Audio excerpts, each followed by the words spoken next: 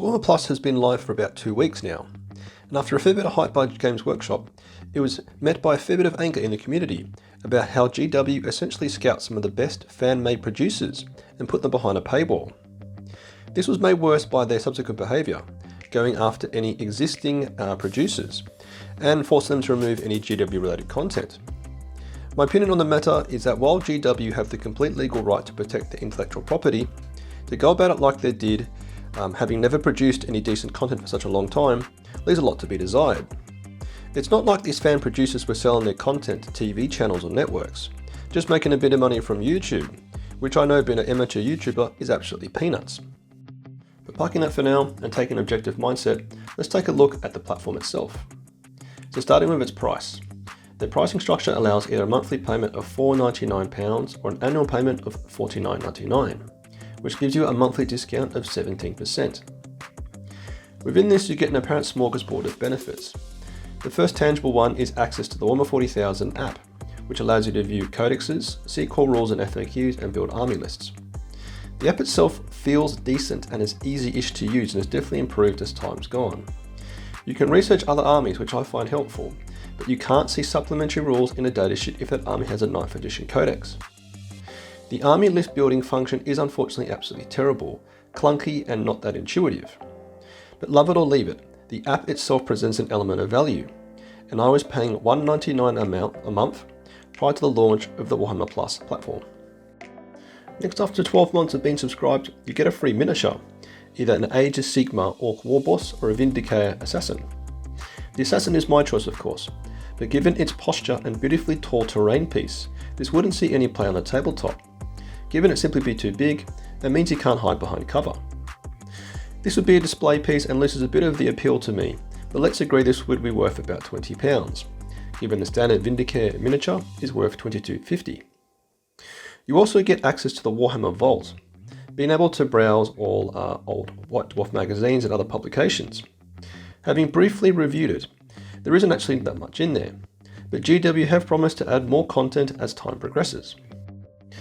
So pausing there, the true cost of the most important part, which is Warhammer TV, isn't actually of course $4.99 a month or $49.99. Doing simple math, if you pay monthly, it's $4.99 minus the cost of the app at $1.99 equals obviously £3. And then if you take away the cost of the £20 miniature each month, this means Warhammer TV actually only costs you $1.33 a month, or by paying the annual subscription of $49.99, the cost of the TV element is 50p a month. This of course assumes paying $1.99 a month for the Warhammer 40,000 app is worth it. However, its reviews on the Play Store doesn't suggest this at all. Another element from a value point of view is any early adopters who sign on by the 31st of August and stay subscribed by the 30th of September get a £10 GW voucher. This further pushes the cost of Warhammer TV down for monthly subscribers to 50p a month, or annual subscribers to minus 32p a month. This is obviously fantastic. It means I don't feel too bad having bought the annual subscription.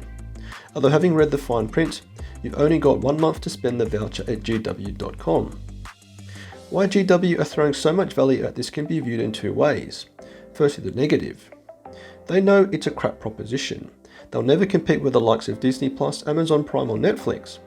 Or the positive, that they are so dedicated to the long-term success of this proposition, they're prepared to lose money in the short term and lock in early viewers and secure their loyalty through high-quality content.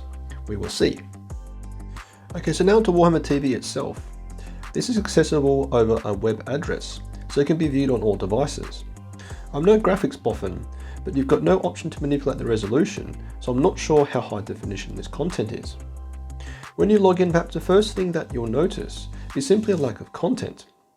It's segmented as new releases, animations, exclusive shows which include painting masterclasses and battle reports, learn to play tutorials and Citadel painting basics.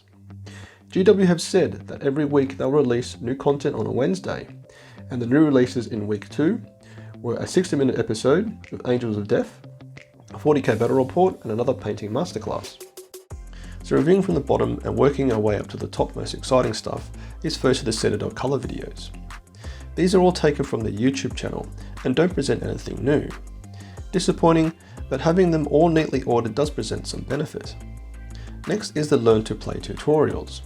These seem quite good, clearly breaking down the core rules and probably being a great resource for new players.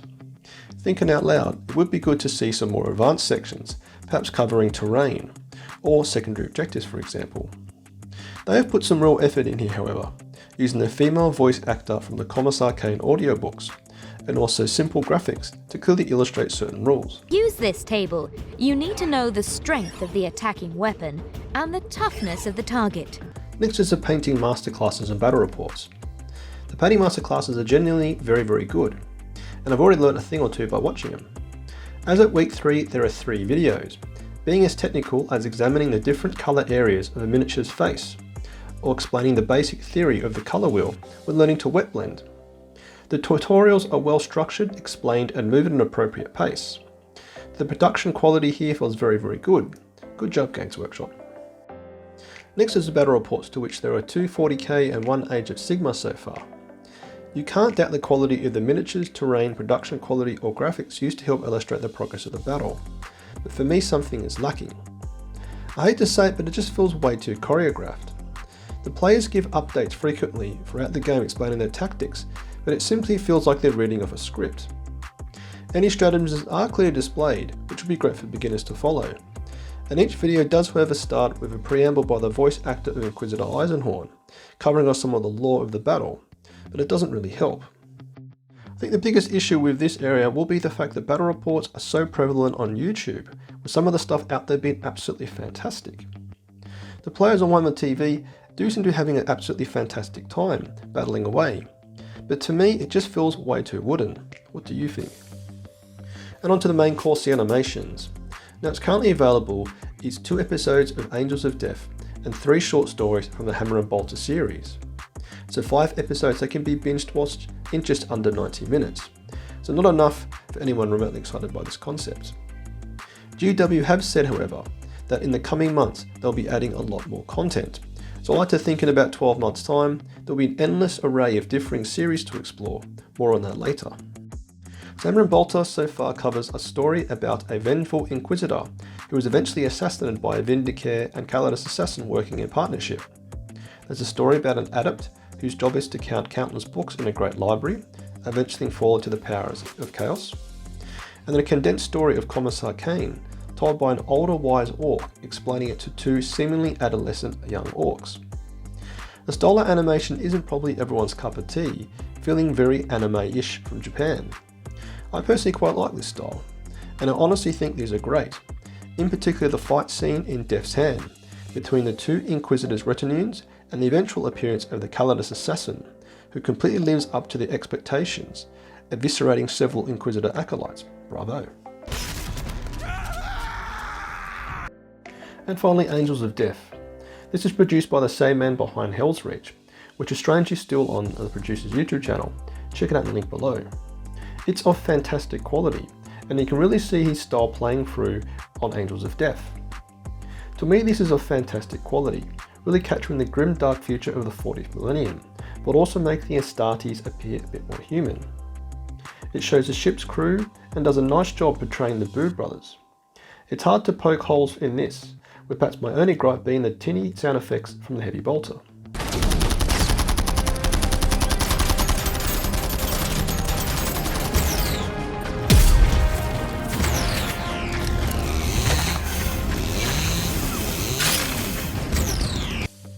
So where does this leave us? I think if you qualify to get the £10 voucher, and you intend to stick around for 12 months for the free miniature, and you're prepared to buy the annual subscription which works out cheaper, then it's not a bad service. If however you don't wish to do that, then I'd wait at least a few months for the content to build up.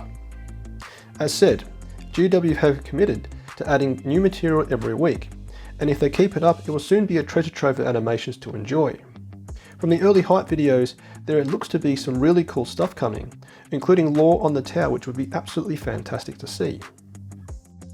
I think ultimately the community has been begging for this type of thing for years, and the void was filled by fan creators, some of which ended up working for Games Workshop, which for them would be a dream come true. We can't be too on at GW, finally delivering on this, albeit it taken years to come to fruition, and their PR team taking a bit of a stumble, squashing what can be viewed as a threat to the animation service. In the sense that a lot of people will be simply thinking, why would I pay $4.99 a month when I can watch a battle report, painting tutorials, and fan-made content for free on YouTube? Right, so there you have it, my review of Warhammer Plus. I hope it was helpful and allows you to form an opinion on the service yourself. If you enjoyed this video and you want to support me, you can do so with a like, comment, or by subscribing, or via a super thanks on YouTube. You can also join my Patreon platoon in a link below. Thanks for watching. Patreon platoon, sound off.